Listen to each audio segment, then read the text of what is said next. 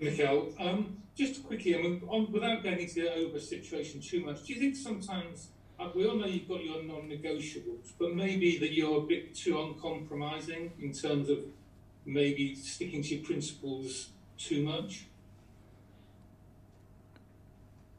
No, Mark, I guarantee you that's not the case. Is it a case of, because obviously because you're a young manager, first job, you're sort of looking to establish your authority, or is that not the case either? I don't establish my authority by being dictatorial or trying to be ruthless. I just ask for one thing, is respect and commitment. That's all. And if you don't ask for that at this level, I think I pack my bags and I go somewhere else, because that's the minimum that you can ask for. But is there a danger of this situation becoming a bit like the Özil, where you've got this sort of disgruntled superstar becoming a distraction? I'm sorry, but I'm going to expect that for everybody that works for the club. The first one, myself. And the day I don't do that, I go through that door and I do something else. So it's as clear as that. To be successful, you are passionate about something and you want to represent a club of this size with a history, that's the minimum standards that you did. I'm not going to ask them to put the ball in the top corner every time they hit that ball, but I will ask them to do the right things every single day for this club. That's for sure, Mark. Brilliant. Just on a different one, the African Nations Cup. When do the players have to leave? Is there any chance of you keeping them for January the 1st? That's conversation that we are having separately with every independent national team. Obviously, they won them yesterday, and we won them next month. And that's the conversation that we are having with them right now. But are you happy for the players to go, bearing in mind? If you give me the choice, I want them to stay, because we're going to need them, and with the context that we are in, we need them all. But I understand that they have their obligations, and we have to let them go. I'm just thinking about the conditions. There's a lot of concern about conditions in Cameroon and a bit of uncertainty about all that sort of thing. Yeah, but if the regulators consider that the competition has to go ahead, we are obligated to leave the players go. Thank you. Thank you, Mark. Morning, Mikel. Hi, morning. With sort of COVID fairly rife now, I mean, in Premier League teams obviously as well as your squad, would you have to change your plans for January and perhaps have more players?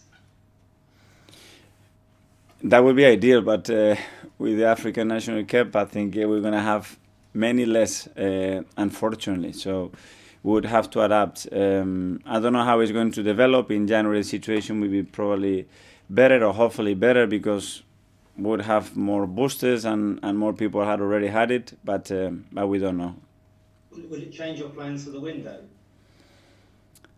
Well, I don't think that we're going to be able to sign players just for a short period of time because of this situation. I think it's a little bit unrealistic, but we sit down now and make the right decision if we can.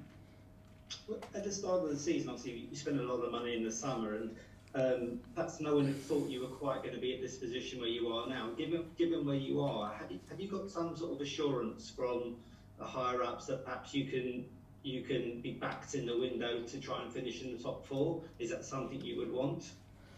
No, I think they have shown us the support, and since being here, it's always been the case. We have tried to explain the plan that we want to put in place really openly, and instead of how much money we're going to spend, how much money we are investing in the team and in the future of the football club, and go step by step. And every case will be treated differently, and every situation will be treated different. But the ambition is only one, and it's to try to be the best team.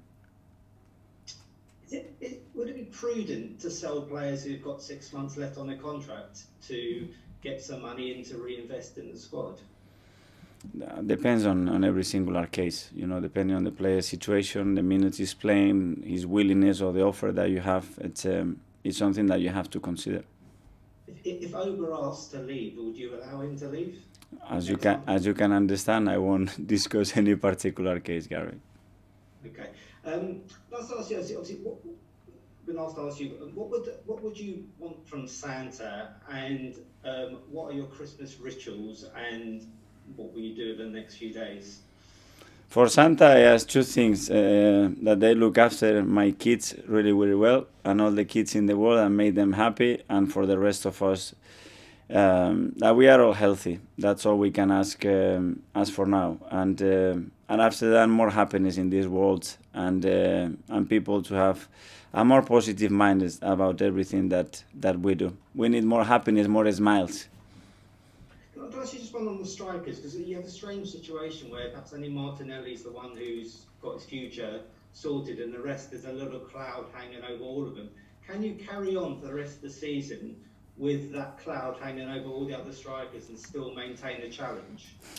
We have a cloud, and the cloud is there, and at the moment we are not able to change it. You know, we are working on it to try to make it as small as possible and as clear as possible. But it's the situation that we are in, because contracts has these things. The timing of them is tricky, and we are trying to resolve it.